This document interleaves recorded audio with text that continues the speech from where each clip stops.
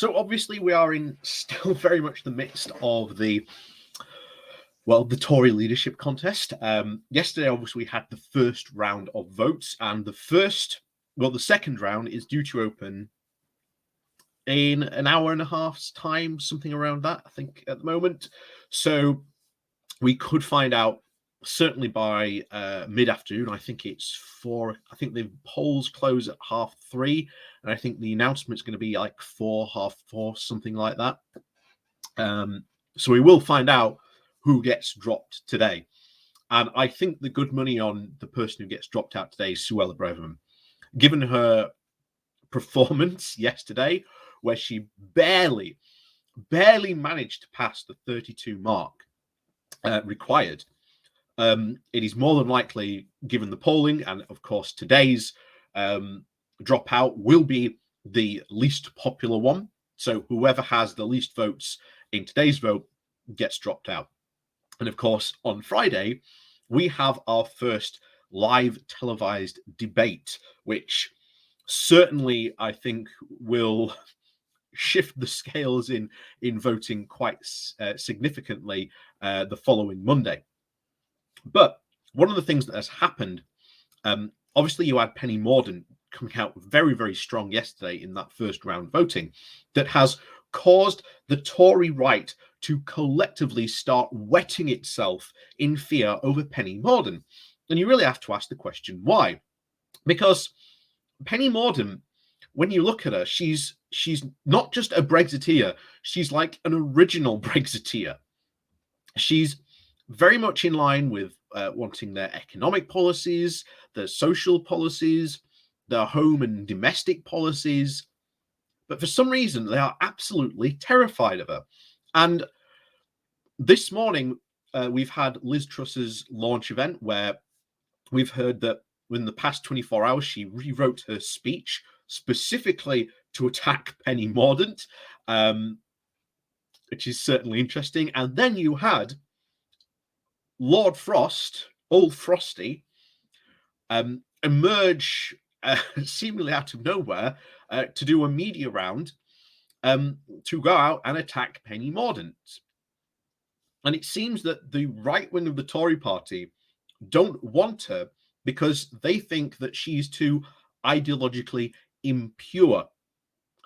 And we've talked yesterday before at length about there being a Tory unity candidate vote of Braverman and Badenoch dropping out and basically using their votes to prop up Liz Truss, which, if that was the case, she'd get roughly around 120, meaning that the final two would essentially be a Sunak-Truss runoff. And even in the final poll votings that we've seen from not only just Conservative Home here, but YouGov, and I think it was Survation, I think the other people who put out the polls, have shown that Sunak in the final two pretty much can't win. The people who he could win against were Zawawi and Hunt, and both them have dropped out. In fact, Hunt is now backing Sunak, and I don't think Zawawi has declared who he's going to back.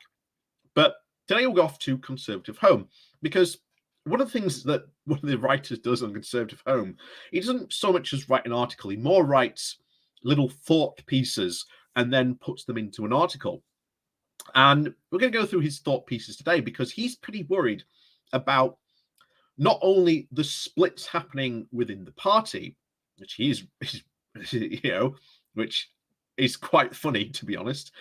This leadership contest is exposing all these flaws, but he's also written today worrying about the fact that he is worried that York could come to a final two. If Penny Mordaunt gets to the final two, you could have all the sort of Tory MPs wanting one candidate, but the Tory public, or it's the Tory members, wanting a completely different candidate. And he's worried about sort of the split happening. And this is sort of what we've talked about before. This split is going to happen because not only are the Tory MPs, especially the far right of the party, completely lost the plot and going off into complete fantasy land with wild Brexit promises, talking about tax cuts which don't make any economic sense. And to be fair to Rishi Sunak, he's actually, came out very quickly in the contest and said, yeah, all these tax cuts that these guys are promising aren't aren't feasible. They're not possible. So at least we've got to give him that. So his little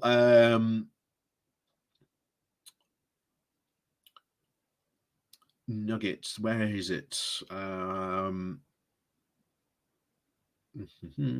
Where did she?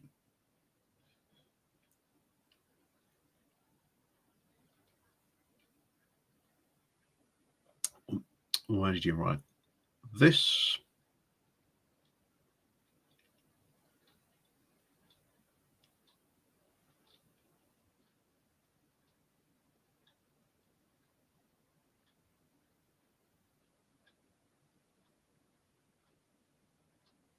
So this is a good place to start because I think it really indicates the general worries and the problems that the Conservatives are going to face. And we've talked about this before at length, these problems that they are going to face. But this is a Conservative now just twigging on to that fact that actually this is going to cause a big problem in the party. The fact that you've got different groups of MPs wanting different things in the parliamentary party, and now in the non-parliamentary party, the members wanting different things. The Conservative Party has become so divided, and they haven't even realised that fact. And this has been going on since 2016. So we'll just read this final sort of couple of paragraphs, but I think it just goes to show you how much they are. So, but remember in 2001, if you are long enough in the tooth to do so, of Ken Clarke's topping the MP's ballot, and Ian Duncan Smith the members. The latter period leader was cursed from the start by his lack of support in the parliamentary party, which cut him less slack as he faced more and more problems. So obviously you may remember when Ian Duncan Smith was the leader, he had support from the members, but not his actual MPs at the time, which caused him significant problems. So he's instantly worried that this could happen again. And I think he's sort of right in that fact. The parallel is far from exact. The Conservatives were in opposition, not government. And when Duncan Smith was elected and the parliamentary vote divided fairly evenly between the three candidates in the final round, not two, which even further weakened his capacity to manage his colleagues because he'd only won a third of their votes. Nevertheless, I'm haunted by the prospect of Team Mordaunt potentially taking office with the party's top team having eventually lined up behind Sunak. Its networks of staff and spads, its most senior ministers, the remaining candidates in the contest, and even, who knows, the mercurial Johnson. So he's very, very worried about the fact that you're going to have this happen. And we said it last night, that the possibility of whoever potentially wins this contest might not even last 6 months, because you're going to go into November where everything is just going to absolutely explode.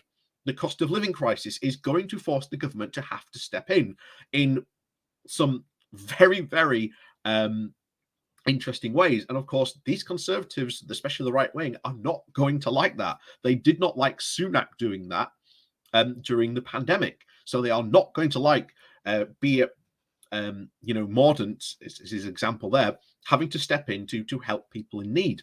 And of course, what's going to happen? The MP is going to revolt big time. Johnson is going to stir up discontent.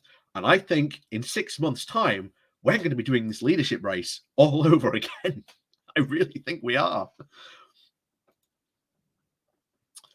And of course, In David Lean's Lawrence of Arabia, Lawrence wins the race to Damascus, but his insurgent desert army can't manage its generators.